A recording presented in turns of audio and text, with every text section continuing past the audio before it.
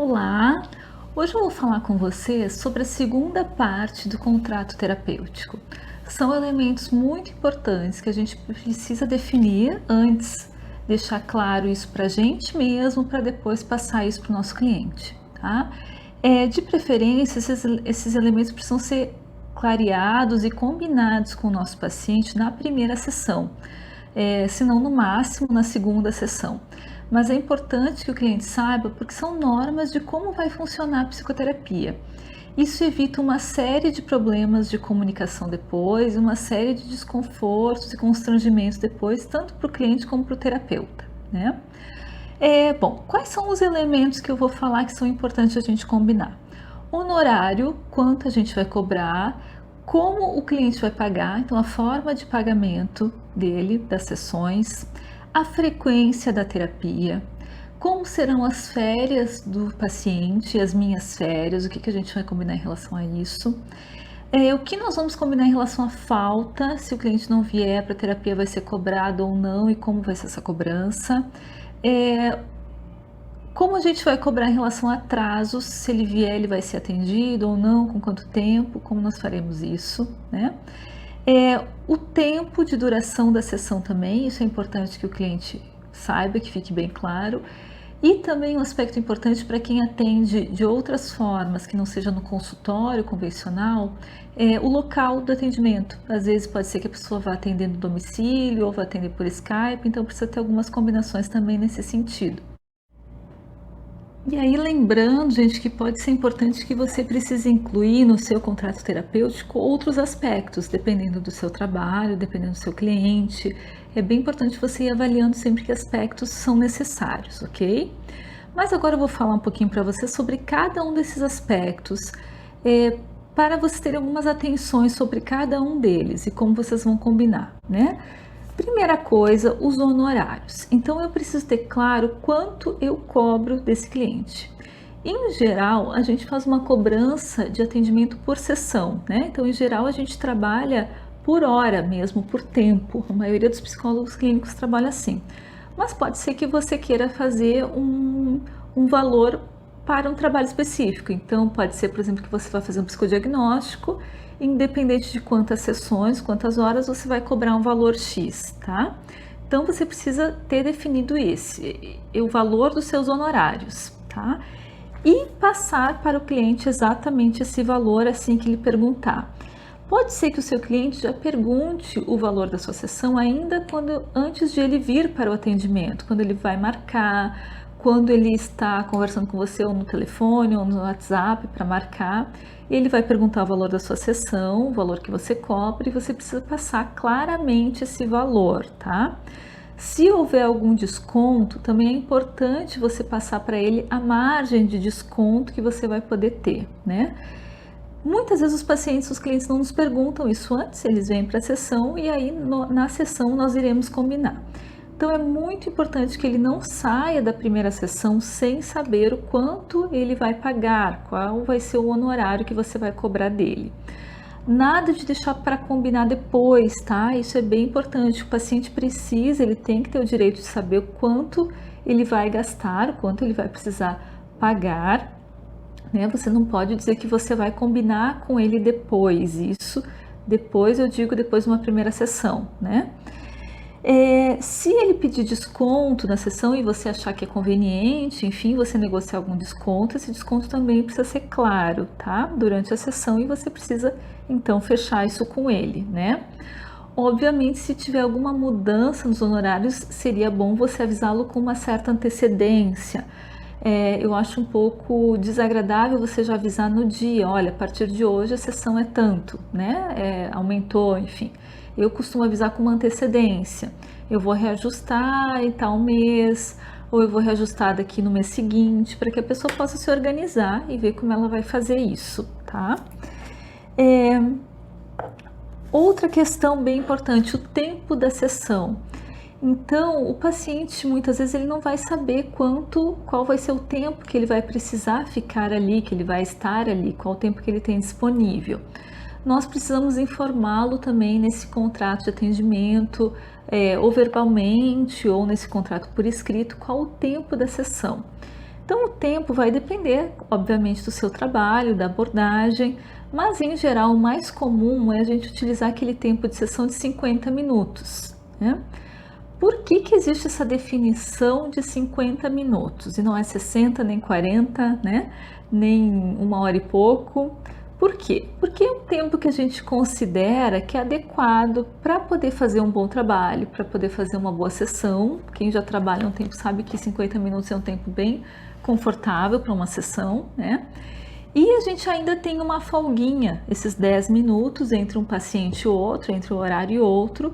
Se a gente precisar ir ao banheiro, tomar uma água, olhar o WhatsApp, ou ainda se precisar estender, às vezes, a sessão de um paciente, pode ser que ele esteja com uma emergência e a gente precisa estender, ou a sessão ainda não deu conta do que precisava e aí a gente precisa estender um pouquinho, a gente tem ainda esses 10 minutos de margem, tá? Então, por isso que o bom é a gente fazer uma sessão aí de 50 minutos, 55 até 60, por aí, né? Esse aqui é o mais comum de tempo da sessão. Então, a gente precisa falar isso para o paciente, que o tempo que ele vai ter é esse, para ele se organizar, até para organizar a fala, para organizar o conteúdo que ele vai trazer.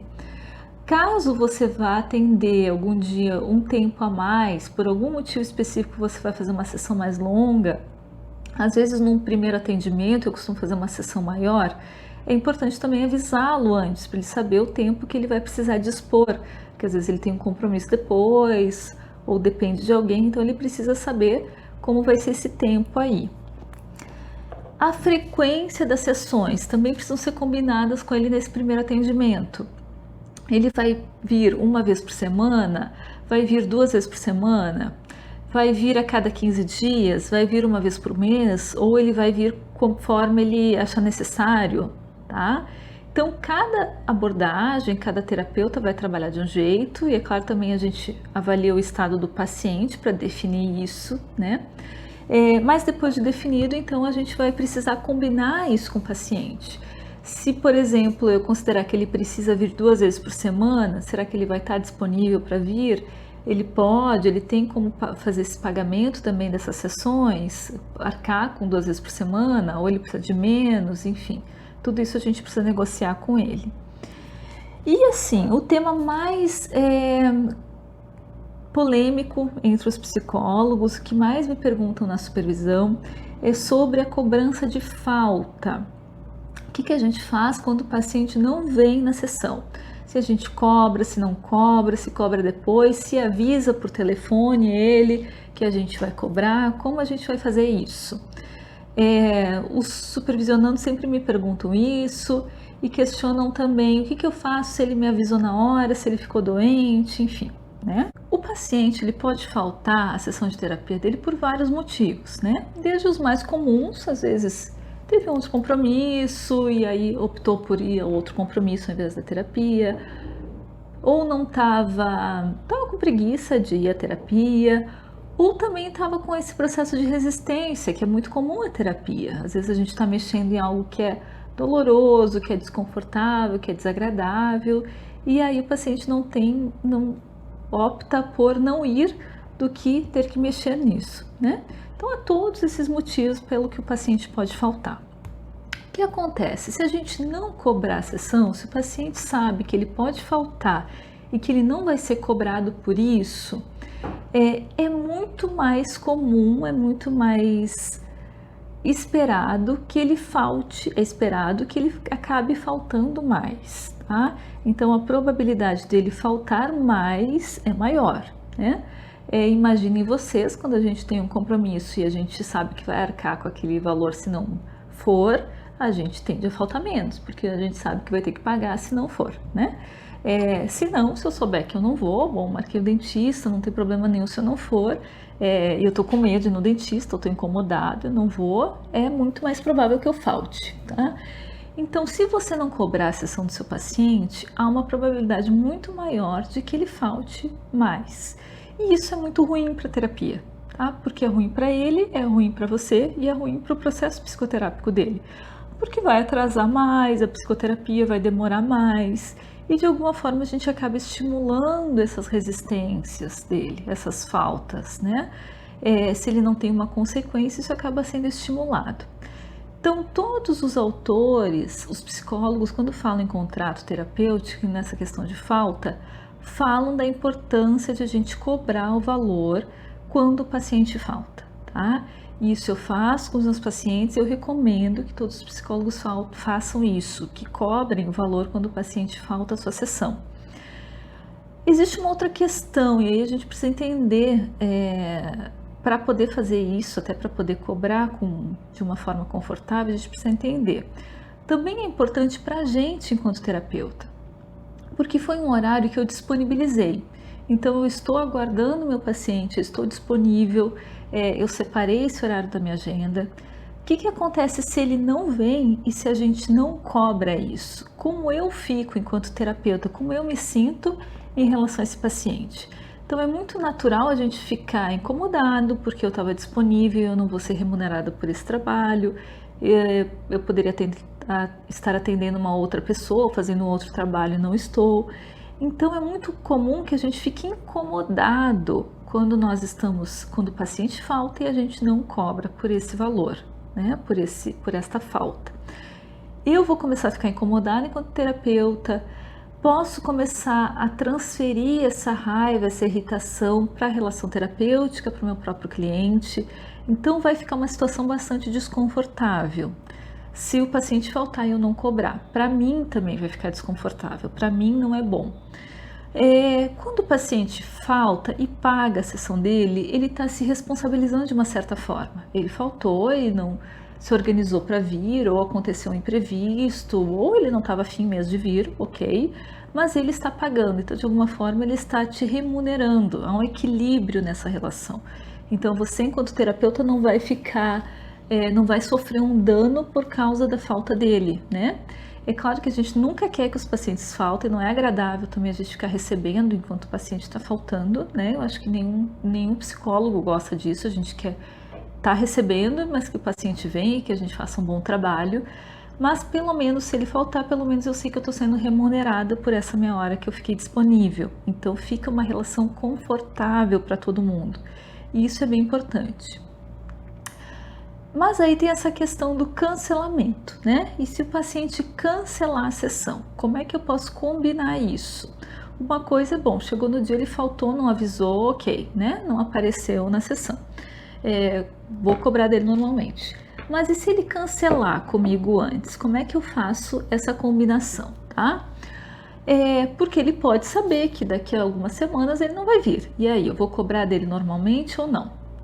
Então, os psicólogos, em geral, não tem uma regra para isso, tá? Mas os psicólogos, cada um trabalha de uma forma. Então, há psicólogos que combinam um horário fixo com o seu cliente. Então, por exemplo, você tem toda quarta às 10 horas da manhã atendimento. Se o paciente não vier nesses dias, independente do motivo, independente de avisar, o psicólogo cobra normalmente, né? Independente de avisar antes, enfim. Tem psicólogos que fazem uma outra combinação, do tipo, se você cancelar com alguma antecedência, aí eu não cobro a sua sessão, tá? Essa é uma combinação que eu faço com os meus pacientes, eu acho que para mim, para os meus pacientes, para o meu trabalho, funciona bem. Então, se a pessoa vier e não avisar, não vier no atendimento dela e não avisar nada, eu cobro normalmente a sessão. Mas se ela cancelar com uma antecedência, então eu cancelo e aí não cobro, tá? Mas precisa estar bem claro qual é essa antecedência, né?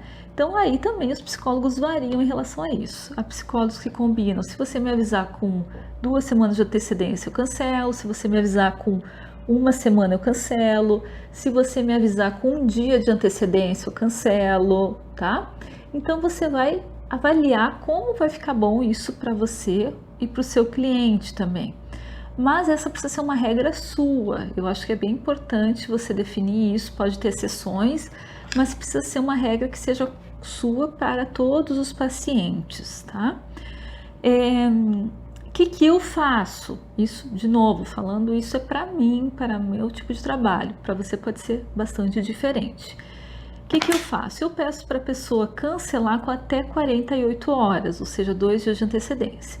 Se ela me avisar, então cancelar que ela não vai poder vir, independente do motivo, eu cancelo a sessão dela e aí não cobro. Só que precisa ter 48 horas de antecedência. Esse prazo para mim é bom, porque eu consigo me organizar, consigo encaixar outro paciente no horário, ou me organizar para fazer outra coisa, enfim. Então, para mim fica bom esse prazo, tá? De 48 horas, né? E os pacientes já sabem, como eu aviso isso no contrato terapêutico, tá lá escrito, eles já sabem que se eles forem faltar, eles já calculam direitinho os dias para me avisar antes, para não serem cobrados, tá? Outra opção ainda, tem alguns psicólogos que fazem o seguinte: eles falam que se a pessoa não vier à sessão e ela compensar naquela semana, ela marcar um outro horário naquela semana, então ela não vai ser cobrada pelo que ela faltou. Ela pagaria só a sessão seguinte, né? A sessão se for dentro daquela semana, tá? Eu já fiz isso antigamente, eu fazia isso quando eu comecei a trabalhar. É uma possibilidade também. Só que se você começar a ter muitos pacientes ou se você tem poucos horários para atendimento, começa a ficar um pouco mais complicado, porque aí você às vezes pode não ter horário para encaixar essa pessoa, né? Então ela faltou no dia dela, ela pede, olha, eu não vou poder, não fui aí na quarta-feira, mas eu queria ver se você marca para mim na sexta, né? Você precisa ver se você vai ter horário, se você vai ter folga. Para psicólogos que trabalham, que têm bons horários, que tem vários horários, que tem uma boa folga, pode ser uma combinação interessante, tá? O importante, de novo, disso tudo é que tudo isso precisa ser estabelecido, deixado bem claro com o seu cliente na primeira sessão, no primeiro atendimento ou logo que você fizer o contrato de atendimento com ele. Não adianta você não combinar isso no primeiro atendimento e aí depois de um mês ele falta a sessão e você vai dizer para ele que ele precisa pagar a sessão que ele faltou. O seu cliente vai reclamar, e eu já ouvi isso acontecer, já ouvi pacientes contarem que aconteceu isso com os psicólogos deles. O seu paciente vai reclamar, não vai gostar e vai reclamar com razão, porque ele não foi avisado antes que ele teria que pagar, né? Então, no início da terapia, você precisa avisar e explicar todas as regras da terapia. Não adianta você falar disso depois, tá? Outro aspecto importante, o atraso. Se esse paciente atrasar, quanto tempo você espera? Você vai fazer a sessão da mesma forma? Você vai fazer quanto tempo de sessão se ele atrasar, tá? Então, isso precisa ser uma combinação também. Que em geral as pessoas fazem? Os psicólogos se dividem. Eu acho que tem alguns que atendem da mesma forma, se a pessoa atrasar, mas aí ele atende só o resto do horário dela, tá? Então, por exemplo, a pessoa marcou, tem uma sessão às 10 horas da manhã e ela chegou às 10h30.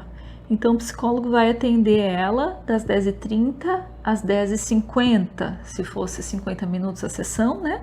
Ele atenderia o resto do horário que essa pessoa teria direito, tá?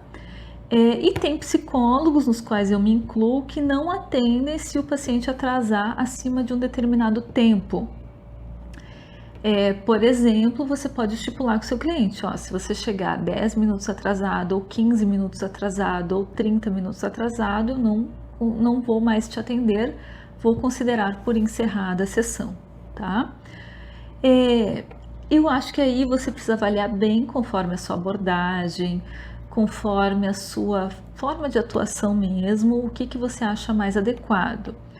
Mas eu acho que é importante a gente ter cuidado também para não estimular atrasos, porque se o paciente sabe que a gente vai atendê-lo atrasado, vai atendê-lo o resto da sessão que sobrar, o resto do tempo que ele tem, também isso pode favorecer os atrasos dele. Então eu lembro que quando eu comecei a atender, eu fazia isso, atendia o resto do tempo que a pessoa tinha, e os pacientes atrasavam muito mais do que atrasam atualmente, com a nova combinação que eu fiz, tá? O que acontece? Também eu acho que tem um outro inconveniente em permitir que o paciente chegue atrasado, que é de a gente não vai ter muito tempo para trabalhar na sessão. Então, o que eu faço com meia hora de sessão, com 20 minutos de sessão? Então pode ficar uma sessão vazia, pode não ter muito conteúdo, Pode ser, e aí acaba ficando ruim para a gente também que não conseguiu trabalhar com aquele paciente direito. Então, eu particularmente combino com os meus clientes o seguinte: se você atrasar, eu aguardo até 15 minutos no máximo. Se não, eu dou a sessão por encerrada, porque eu entendo que 45 minutos, que é o que sobra, ainda vai dar para eu trabalhar, né? Mas menos que isso eu não consigo fazer uma sessão boa, produtiva, então eu nem vou me esforçar ou tentar fazer isso em menos tempo por uma questão que foi do cliente, que ele não conseguiu chegar no horário, tá? Então os meus clientes já sabem, é bem legal, porque se algum dia eles atrasam por alguma urgência, já me ligam, quando tá fechando os 10 minutos, eles já me ligam e avisam que estão chegando para eu saber. Porque se não, se dá 15 minutos, eu dou a sessão por encerrada, eu não atendo, eles já sabem disso, então ninguém chega depois de 15 minutos. E aí eu cobro normalmente a sessão porque ele não compareceu, né? Também eu não preciso ficar aquela situação muito desagradável, que é pra gente, com terapeuta, ficar esperando sem saber se o seu cliente vai vir ou se não vai vir. Então, 10 horas o atendimento dele, e aí a gente fica esperando 10h20, não sabe se vem, 10h30, não sabe se vem, 10h40, não sabe se vem, não. Quando é 10h15 eu já sei, ele já sabe que eu não vou atendê-lo, então eu posso sair, tomar um café, enfim, fazer o que for. E por fim, uma última questão que a gente precisa também ter claro para a gente como nós vamos organizar isso e deixar claro para o nosso paciente é em relação às férias, tá? Então, o paciente sai de férias. Por quanto tempo ele pode ficar afastado da terapia sem perder a vaga e sem que ser cobrado pelas sessões, tá? Então, por exemplo, o paciente vai sair de férias 30 dias. Eu deixo 30 dias a vaga dele em aberto. Quando ele voltar, ele vai ter o mesmo horário ou não? Como é que a gente vai organizar isso? O paciente quer tirar 3 meses de férias da terapia. Isso é possível, não é? Como é que a gente faz isso, tá? Então é bem importante a gente pensar o que é bom pra gente quando o paciente está afastado, como que a gente vai combinar isso. O que eu faço geralmente? Eu costumo deixar um máximo de férias de 30 dias, até porque é muito raro hoje em dia, pelo que eu vejo dos meus clientes, que alguém tire mais de 30 dias de férias, né? Salvo algumas exceções. A pessoa vai para uma cidade dela, que tem a família dela e fica 2, 3 meses lá, tá? Então ela pode, enfim, ficar esse tempo todo de férias, né? Mas em geral, os pacientes não tiram mais de 30 dias. Então, se ele saiu 30 dias, ok, ele vai ter o horário e a vaga dele quando ele voltar. Mas eu já deixo agendado para ele a data e o horário para quando ele retornar, tá? Ou seja, é como se ele estivesse realmente de férias da terapia e no dia tal ele vai retornar à terapia. Se ele quiser mais tempo do que isso, aí, em geral, a gente precisa combinar e conversar como a gente vai fazer. Porque eu entendo que um paciente com 3 meses da terapia de férias, ele praticamente já não está mais fazendo terapia com você, né? Porque eu não estou mais acompanhando ele, eu não sei como ele está, eu não sei qual é o estado dele. Então, para mim, eu entendo que isso, na verdade, é mais um intervalo da terapia. E aí ele pode, claro que o paciente pode parar quanto ele quiser e às vezes que ele quiser, e também pode voltar se ele quiser, dependendo do caso, né? Mas eu entendo que a gente precisa ter cuidado com isso para não deixar muito solto. Porque o que acontece? Às vezes as pessoas falam assim, eu te ligo, eu vou sair de férias em dezembro, eu te ligo em março para a gente voltar à terapia. Mas como é que fica isso aí no meio, né? Se acontece qualquer coisa com a pessoa, eu sou terapeuta dela ainda, não sou? Como é que é isso? São férias ou a pessoa parou a terapia? Então a gente precisa deixar bem claro isso com o nosso cliente. Você está parando a terapia, você está interrompendo, então você me liga quando você quiser voltar, né? Se é isso que a pessoa quer. Se ela quiser férias, bom, você vai ter 3 meses de férias, eu acho que é muito tempo. Como é que a gente pode negociar para fazer os atendimentos nesse meio tempo, enfim.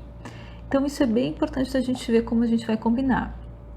Em geral, a gente não cobra, a maioria dos psicólogos não cobram férias, alguns cobram, se o cliente sai de férias, cobram para manter o mesmo horário, mas eu acho delicado isso, já que o paciente nos avisou com uma boa antecedência, a gente cobrar por esse horário, né?